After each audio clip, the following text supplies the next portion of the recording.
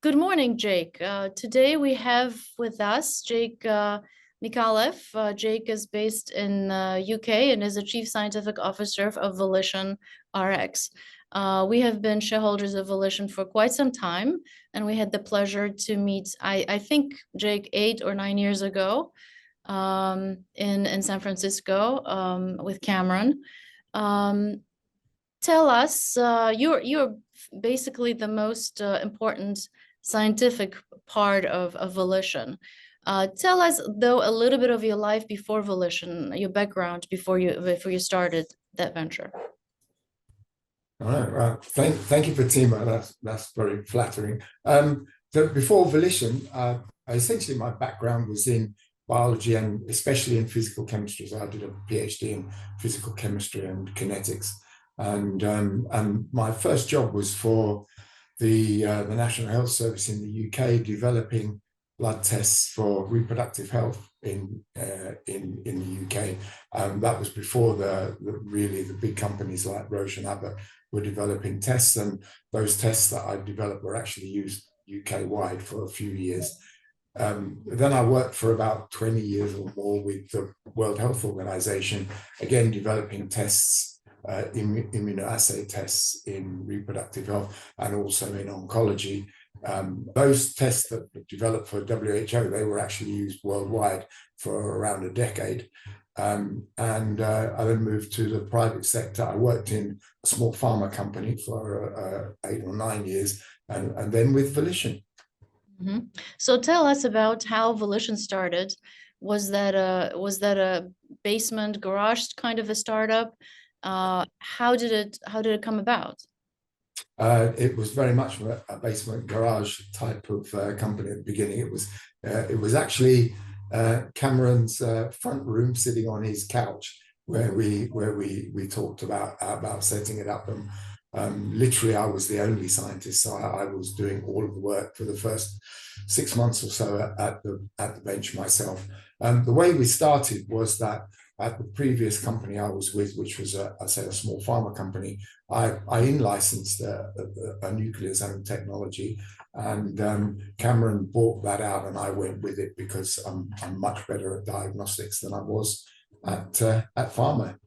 Were there liquid biopsy companies at the time already that were trying to find cancer in blood? I don't remember, but you probably do. But everybody was focusing on DNA. So tell us, why did you think there was nucleosomes were something else to focus on? I mean, we all read scientific stories of discoveries, and scientists sometimes find something by accident because they're doing an experiment and something goes wrong, or they look completely in a direction that nobody else was looking. And was that kind of a story of you clearly looked somewhere where nobody else was looking, but why? Actually, when we started with Volition, there were two sort of hot, sexy areas in oncology testing. And the hottest one really at that particular time was circulating tumor cells. And I don't know if you remember, but for quite a few years, everybody talked about circulating tumor cells. And the idea behind that was that if you've got a cancer cell in your blood, you've almost certainly got cancer. The problem with that, well, there are various problems with that, but it didn't live up to its hype. I never actually believed at the time that that was really a viable way to go, because if you've got circulating tumor cells in your blood, your cancer is probably already quite developed. That was always my thinking. And at the same time, there were a lot of companies looking at circulating tumor DNA in the blood, as you say. My thinking at the time was that there's really no such thing. It's my strapline to some extent. There is no such thing as circulating tumor DNA. The free helix DNA, the classic picture, if you put some of that into your blood, it'll disappear in seconds.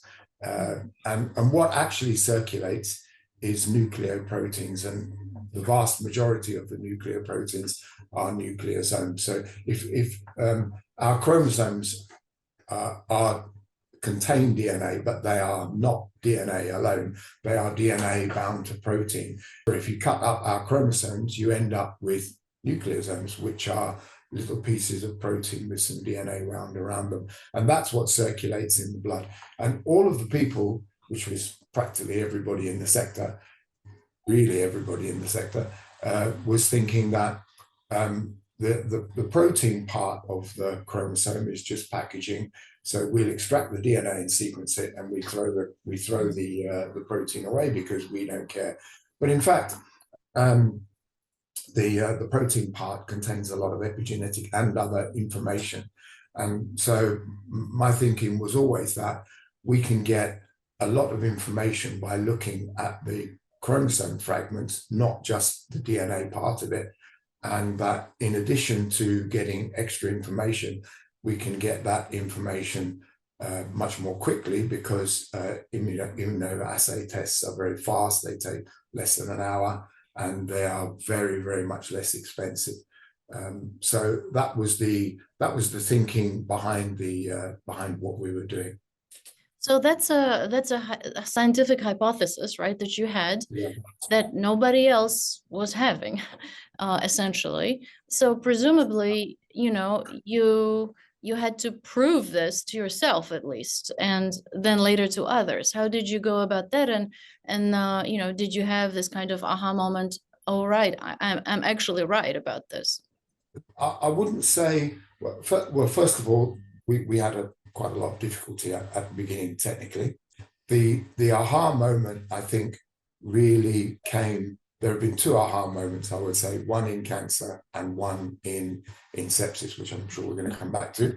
And really, we could see even in our early experiments that the method was working in cancer, because originally we were only looking at cancer. The trick was to make it work in cancer in a clinically useful way. And that took longer than we thought. So there was a sort of scientific aha, yes, we can measure these properly. And then there was a clinical aha, sort of having developed methods that actually work, that then worked for patients with cancer and for sepsis. And along this journey, I mean, you're starting out with this hypothesis and you're completely alone. You guys licensed this nucleosome technology that nobody else is interested in. So there's no competition for other people. That's why you were even able to license things in this space and to freely work in it. Where along this journey did others realize this is potentially a different path to getting this information about cancer and blood, not just what the majority of people were looking at? When did that happen? I think that really started to happen probably 4 or 5 years ago. Other people really started to look at it, and I think that that it's really now, I think that other companies are really looking at this very seriously. We did have other people looking at it academically, and other companies looking at it, but now that we've really made it work, we're in discussions with other large companies, both in cancer and in sepsis, and they're looking and taking it seriously as a way forward. Okay, so there are advantages to being alone in the field, or basically having this sort of thing happen to you, that you were very early, you were first, you noticed something. Of course, there are disadvantages to being alone as well, because you cannot confirm, you cannot call anybody and say, am I on the right path? But the advantage is, if you think that you're in the right field, in the right path, you have that first mover advantage. And in your area, you were able to basically create what we call in our business a moat, and basically protection, IP protection, partially or primarily because nobody else was interested. So tell us about that effort. And you are the architect of the patent. So you realize you're on the right path, you probably are measuring the right things, and then you started thinking about protecting intellectual property around this area. Tell us about that process. Yeah, well, that's actually the silver lining, if you like, in that the the methods themselves are quite difficult. So when we started off, as you say, we were alone, and just to put in a little bit of science, if you look at immunoassay tests, I hope people are familiar with what an immunoassay test, but it's essentially a protein test for things like PSA, for example, in cancer, CEA in cancer, insulin in diabetes, and so on. These are all proteins. And all of the immunoassay tests that exist are all for proteins. And as we Which say, means that everybody's used to dealing with them, every hospital, every doctor. That's So right. the infrastructure, no, you don't have to explain to anybody in the world what those are. They're using them and they have equipment in their hospitals. Yeah, there's a worldwide installed hardware base. They can be done in any hospital, not only in the US and Europe, but also in Malaysia and Zambia and Chile and so on. The difference is that, as I say, all of these assays are all for proteins. And something that took a while for me to sink in was that ours is the only test which is not a protein. Okay? It's a nuclear protein. And just to give you a hint, that contains a couple of hundred base pairs or so of DNA. So a couple of hundred base pairs of DNA has a negative charge of getting on from minus 400. Right? There are no proteins, and even with the balance of positively charged histones, there's a massive negative charge on these things. So their chemistry is quite unlike any other protein, and it's taken us a long time to perfect that chemistry. The upside of all of that is that our IP position is fabulous. So we've got, I think it's 54 patent families. We've got 12 granted in the US and 69 granted in addition in other places.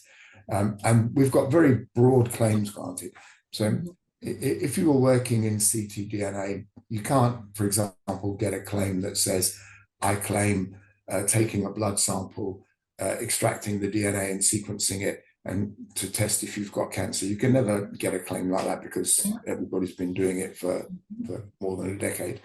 But those are the sorts of claims that we do have for nucleosomes. Using in Europe, we have claims for using a nucleosome as a biomarker in cancer, as broad as that, and they're granted. And in the US, you cannot have biomarker claims. It's a peculiarity of the US patent law. But we have methods for detecting cancer that are as broad as that.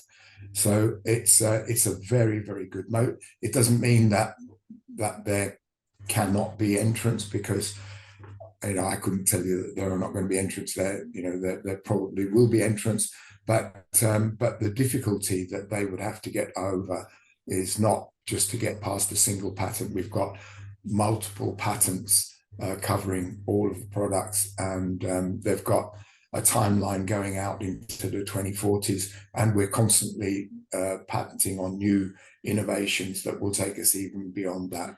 So what I believe and what we believe as a company is that it won't make sense for big companies to try and fight that moat. It just makes much more sense to work with us. To license and have a royalty arrangement. Yeah, that's really amazing. And that's, one of the reasons we invested in Volition, even at such an early stage. We recognize that if nucleosomes were going to be important, you absolutely will dominate this space, and you will dominate because nobody else looked in this direction or cared to look in this direction. It's only possible for such a small company to even have this kind of position. So if Roche or Abbott wanted to be doing these tests, they have to work through you and with you. Yeah, certainly. And your Yes. positioning. And you certainly, the other advantage of having had such a long journey is you had the time to fortify the patent landscape. And what I would say is that developing this work over years has really put Volition into the position of being the nucleosome experts in the world. I don't think there is anybody in any institution or company that has a competence in nucleosome chemistry and immunochemistry that we have at Volition. And in order to replicate that, even a big company like Roche or Abbott would require years. It's not something that could be done overnight. And we have a much deeper and broader understanding of nucleosome chemistry. So, for example, we've already launched I don't know, we're going to come on to it anyway, but we launched the veterinary tests in cancer, and but those tests detect around half of all cancers in dogs, and with 97% specificity. And we're obviously working on similar things in humans. We've made huge progress in that, and so there will be more, or you'll be seeing more on that this year, and that is entirely because of our understanding of the chemistry of the way these things work in the blood, which is not, a lot of this is not in the literature, or the chemistry of nucleosomes is in the literature, but the chemistry of nucleosomes in terms of analyzing them is not in the literature. And as I said, we've made great progress, and you'll see more of that this year. And it's to do with the scientific competence of all of the people at Volition. So a tiny company, giant scientific competence in a field that we hope will become very important. But that brings me to a question about, it's another thing that I noticed about Volition early on, is that you do have a lot of collaborators around the world. So you work with scientists, institutions, hospitals, universities around the world. So it's not like all your knowledge is in just your hands, and in order to ask a question, you need to run into a Volition person. So tell us a little bit about that, because I think that is also important part. Absolutely, it's not only important. I would say it's absolutely critical, because we're a small company. We're not based in a hospital, so we want to develop blood tests, and we have no access, really, no obvious direct access to blood samples and patients. So the only way that we can get access to really good quality blood samples and patients is through these collaborations. You can buy them from biobanks, and we do that too. But working with good institutions is really critical to what we do. And of course, it's always better when somebody else says your test is good. If we say our test is good, that's one thing. But if a big hospital say it's good, that's another. So we're working with big major hospitals in the US, France, Germany, Holland, in the UK, and in Taiwan. And by and large, these are essentially clinical studies in different areas. And the way they work is that normally, of course, because we're doing something that's quite different from the majority of people out there, there's quite rightly a bit of skepticism. Does this really work, and so on. So it usually starts out quite small. They would sort of dip their toe in the water. We'll look at a few patients and see what this looks like, and if it really looks promising, then we will go on to bigger studies, and that's what's happened in all these big centres in the countries I was talking about. So we're now doing studies of more than 1,000 patients in all of those studies, and some of them are approaching 2,000 patients. And most of these studies will be, probably all of them actually, will be published this year. No, we saw a glimpse with Taiwan University. That collaboration was multi-year, and they've announced. Maybe you can tell us what they worked on. And because it's a one human cancer application. Then we take a route to sepsis, but let's since we're talking about collaborations, let's put a pin in the Taiwan University. What have they done? What are they working on over there? But what we've done in Taiwan in university is that Taiwan's a very interesting country, because it's quite small. I've been there two or three times now. It's actually very nice. I like it. But they are one of the first countries to have a national low-dose CT screening program for lung cancer. And so they've been a really good partner to work with us in that respect. So I'm sure you know that the low-dose CT scanning is really a sort of 3D photograph, involves a low dose of X-rays, and you look for, essentially you look for a lump in your lungs. If you have a lump, that might be cancer, and if you have a big lump, sort of bigger than 3 or 4 centimeters, it's probably a cancer. But if you have a small lump, you know, everybody has lumps in their body somewhere. It's the same as a breast cancer. If you have a lump in your breast, it might be cancer, but not necessarily. So the big issue with low-dose CT screening is, if you have a lump, is that malignant or not? And you don't really want to open someone up and then find they just had a fibrous lump. So what we're doing with Taiwan is, can we develop a blood test that helps the clinicians to distinguish a malignant from a benign nodule in the lung? And we have succeeded very well in that. The Taiwanese are very, very happy with the study, and what they say is that they think that our test can eliminate about half of all unnecessary lung biopsies, which is, you know, obviously fabulous for patients. But what's happening now is that we're doing a follow-up test. That's another 500 people, and that should finish this year. And if the outcome of that is as good as the first study, the aim is that our test will be adopted in the Taiwan screening program. So that would be the first ever, if that were to be the case, that would be first ever screening program in the world that's involving a blood test. Yeah. That's true. And ultimately could be gateway to Asian markets. Yes, yeah, and worldwide, we hope, obviously. Let's take a detour into sepsis.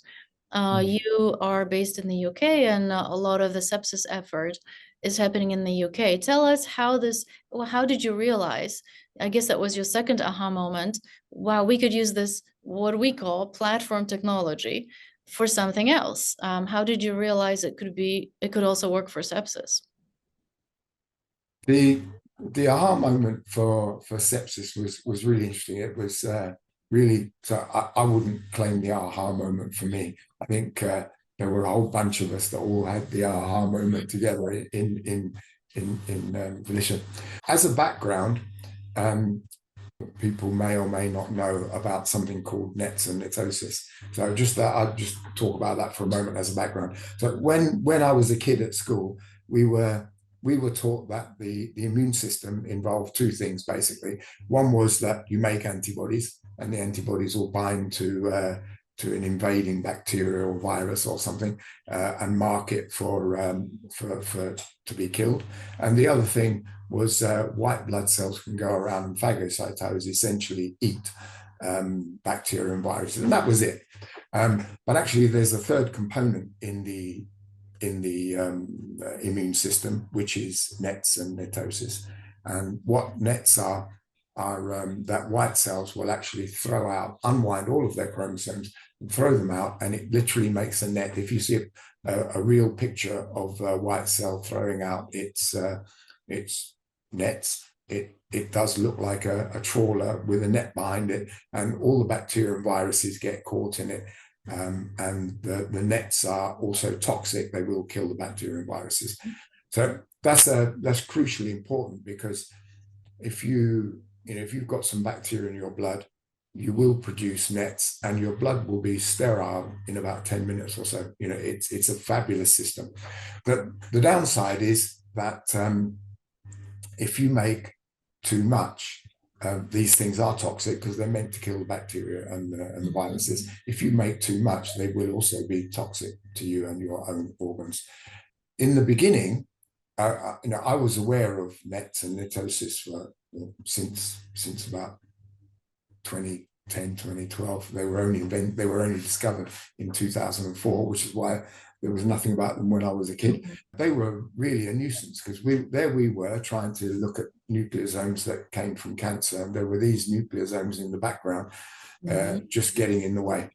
But when COVID occurred, and famously COVID doesn't kill you, the virus doesn't kill you, or the body's own overreaction to COVID kills you, and that overreaction, it became clear was the nets. And if you produce a huge amount of nets, they will be toxic to you, and they will also kill you.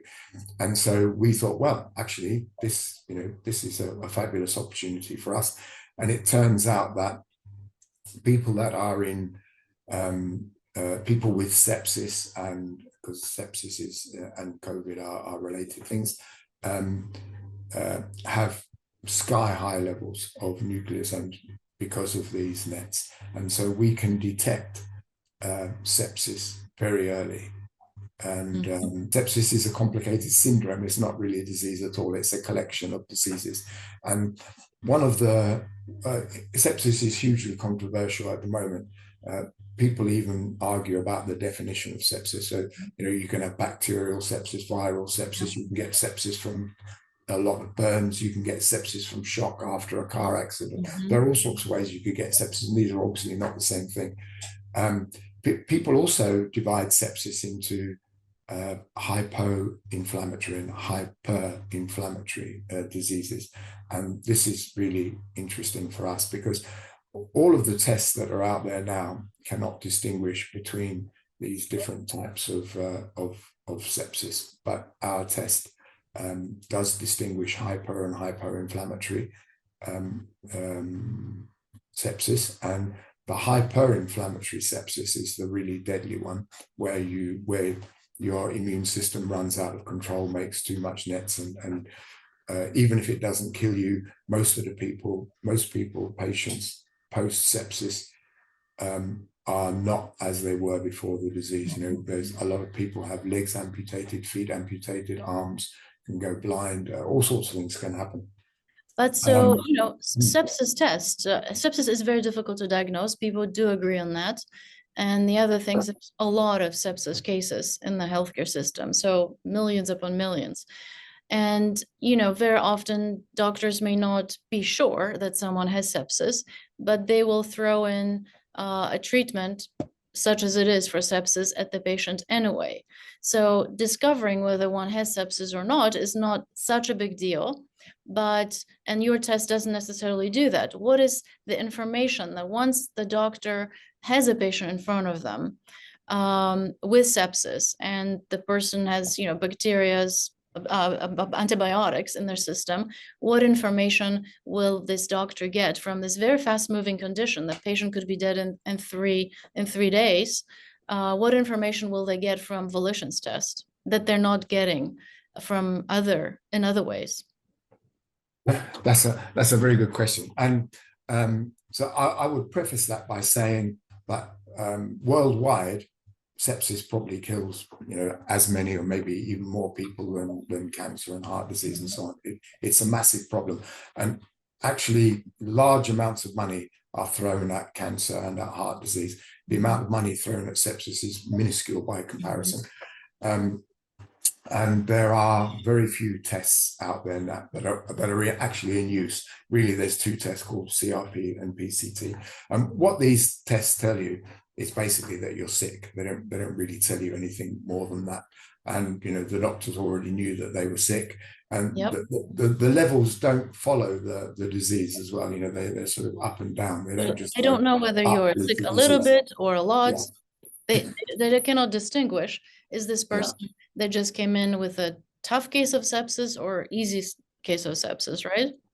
So what our test does, first of all, it doesn't mean that CRP or PCT are not useful, or supersede them.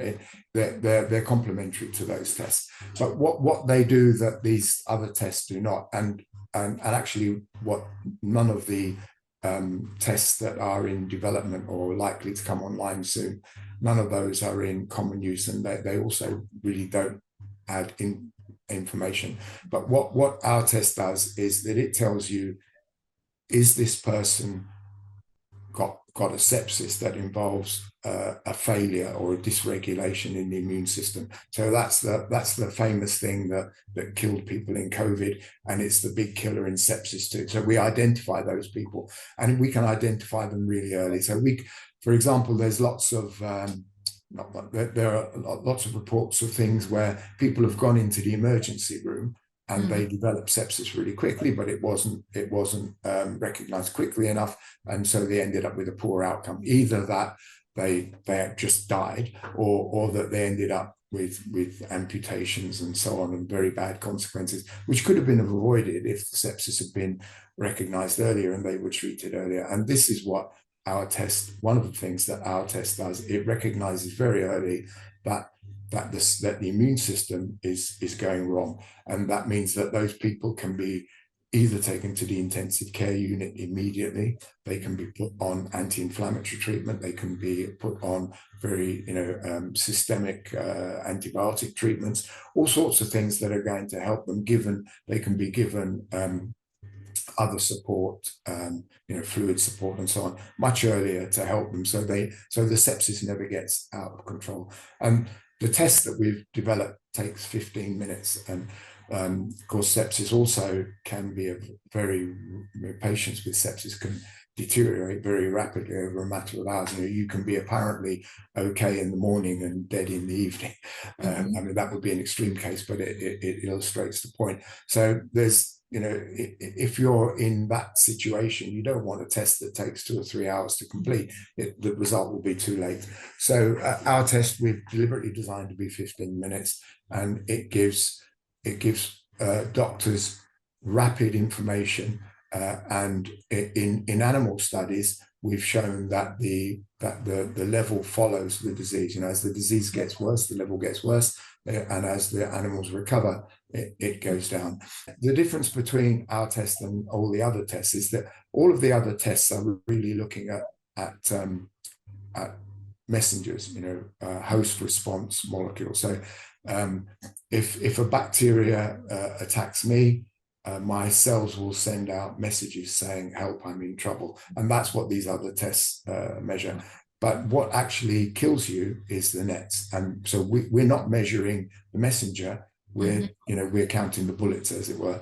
So and that's actually treatable. So a lot of pharmaceutical companies and medical device companies as well are now developing treatments to reduce the level of nets in your body. There's various types that are going on, and because actually reducing the nets is directly helps the patient very, very quickly, and that's been shown in animal studies. And so we think that our test will also be used in conjunction with all of these new treatments, which will come online over the coming years.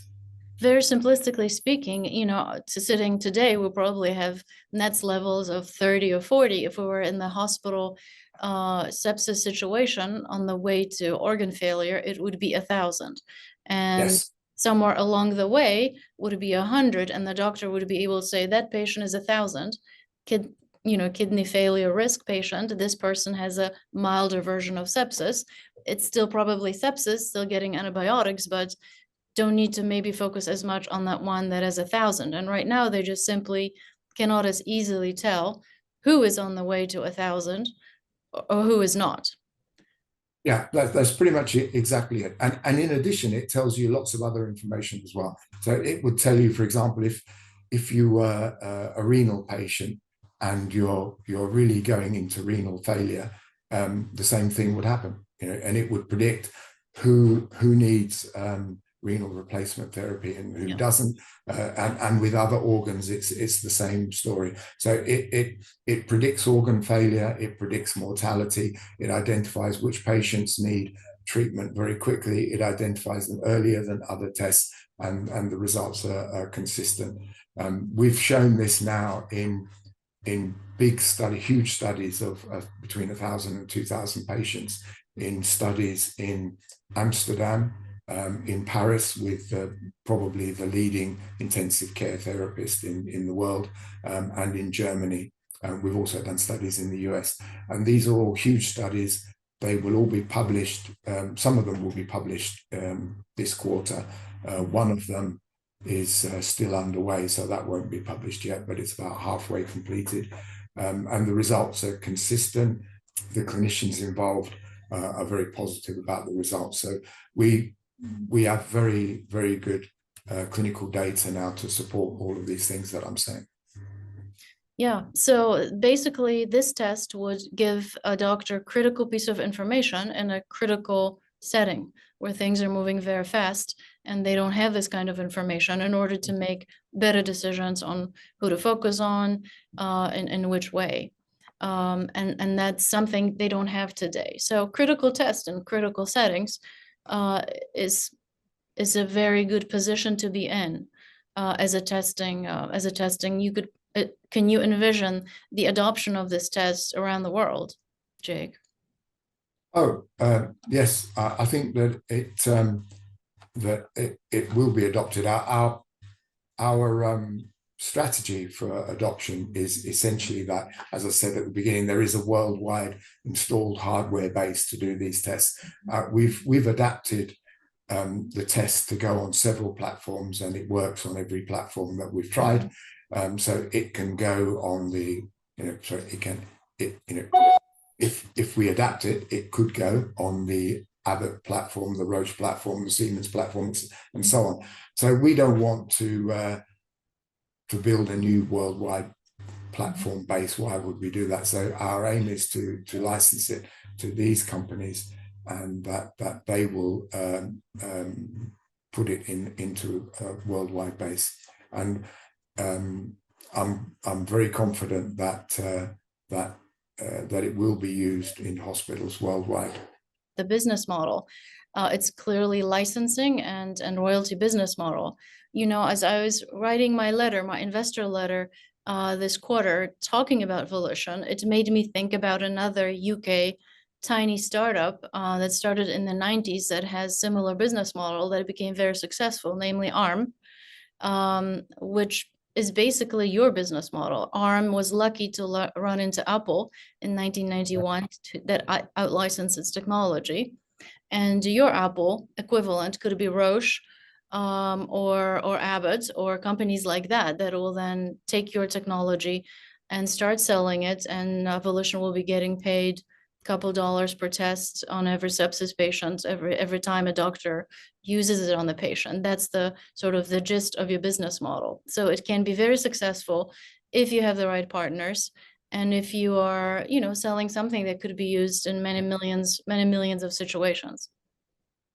Yeah, to give you an example of how useful it can be, so in addition to the things that I talked about, people currently in big hospitals, pretty much all inpatients get a CRP test probably every day, because one of the things that hospitals want to avoid is hospital-acquired infections, and so CRP is a measure of or a test for having an infection, and so the hospital doesn't want to get sued, so they want to protect the patients because they're immune compromised, so they do a CRP test every day. And the clinician that I was talking about in Paris, who's probably the leading ITU clinician worldwide, his view is that our test will be used on every inpatient worldwide every day. He would use our test on every patient every day. That's amazing. I want to move on to one other area that that has to do very much with you and your activities with Volition, and that's Capture-PCR. I mean, what is it? That's something different away from necessarily nucleosomes and developing cancer tests based on nucleosomes. So you have this project you've been working on for many years that at the end of 2023 you guys came out and said it has worked, and there it is, this innovation. What is it about? What it's about is that I think, as I was saying before, we've developed a huge capability in Volition to looking at nucleosomes, but also nuclear proteins more broadly. And not all of the circulating, not all of the DNA that circulates in your blood is attached to proteins in a nucleosome form. Some of it is attached to other proteins called transcription factors, which is another protein that occurs in the chromosome. And for some transcription factors, because the epigenetics of cancer is such that it gets rearranged from healthy people, some transcription factors will bind to different sequences of DNA when you have cancer than when you don't. And what we've been able to do, so the vast majority of the DNA in your blood is nucleosomes, but some of it is this other stuff. And what we've been able to do is to isolate those transcription factor associated DNA nuclear proteins. Nobody's been able to do that before out of plasma. It's a world first. And so what we have then is that some of those sequences only occur if you have cancer. So those, it gets a little bit technical, but those sequences will be present in everybody's blood, but normally they would be attached to nucleosomes. So if we get rid of the nucleosomes and just keep the transcription factor, if we find that sequence attached to a transcription factor, that's indicative that you have cancer. And we've shown that's true scientifically, and we've shown that it's true clinically, but so far we've only shown it's true clinically in a relatively small number of patients, like 100 or so. And so the next step for this technology is to show that that's true in 1,000 patients or 2,000 patients. And our aim is to do that with either a large cancer institute, or even better, if we can do it with one of the big liquid biopsy companies. And we're talking to a few big liquid biopsy companies and general diagnostic companies at the moment. And what would this additional discovery help with for, let's say, a liquid biopsy company? What problems would it make easier for them? There are two things that it can do. So first of all, if we do Capture-PCR, so Capture is essentially our name for grabbing that transcription factor DNA, and then you can do a PCR. So as I was saying, we've found that there are sequences that are unique to cancer. So you can capture, and then you can do a PCR. So that's a relatively low cost test because PCR is much cheaper than sequencing and faster, that you can do to identify patients with cancer. That will probably not tell you which cancer you've got. But in addition, you can also sequence that DNA that's associated. And we haven't proved this yet, but it is very likely that will identify the cancer of origin. And in both cases, the advantage of this technology over other technology, current technology, is that at the moment, essentially what happens is that you take all of the DNA out of someone's blood, and probably 1%, maybe even less of that actually comes from the cancer. And so you've got to look at this tiny signal in a huge level of noise. And what that requires is very sophisticated technology, looking at methylated DNA and other things, and also looking at fragmentation patterns, which is also essentially looking at the same thing we're doing, but instead of chemically isolating these particular transcription factor DNAs, they use a computer to try and work out what that 1% was. Where does this DNA come from? And essentially the answer is that doing it chemically for real, even with the best of computers, it gives a much better answer than a bioinformatic model. So basically, you found the way to help the liquid biopsy companies do whatever they're doing cheaper, faster, better, and create, therefore, at the end of the day, a cheaper test for them. That's exactly, And this is an enabling technology that won't be used by you to develop your own test. It will be a technology that will also you could license to others to then advantage them substantially in creating these cheaper, faster, better tests that can tell us That's you exactly had right. cancer and ultimately what kind of cancer, even which is a holy grail. Two holy grails in cancer detection: to detect early and then to tell you the origin. We've shown that that Capture-PCR does the first, but not yet the second. So we've shown that we can detect cancer and early, but so far we do not have the cancer of origin. But with Capture-Seq as opposed to Capture-PCR, we believe that will be possible. We haven't proved that yet. You're working on it. Yeah. Okay.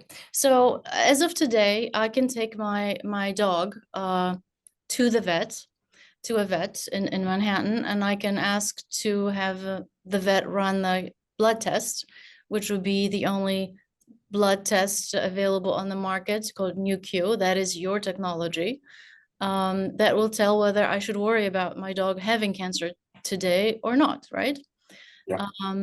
When do you think this will be possible for people to go get their annual exam and blood test and get their cholesterol results, as well as the same answer for humans as we can get for my dog? You should worry and get a lot of tests. The right is flashing red from $100 easy or maybe $50 easy blood test. When do you think that will happen, Jake?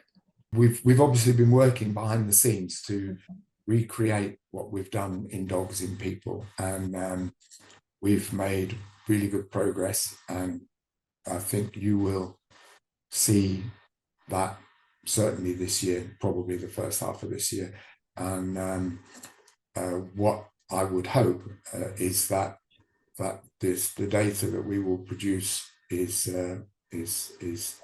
so convincing that we will do the same thing, that we will license a human cancer test which is analogous to that dog test, that we will license the technology to a large diagnostic company or companies, and that we would go through the regulatory process with them. So transferring, so if we sign a license deal with a large company, transferring to their platform is going to be at least a year's work, I would have thought, at the worst too. And, it needs to go through regulatory and so on. But don't worry, I'm not trying to push you to give me exactly which year.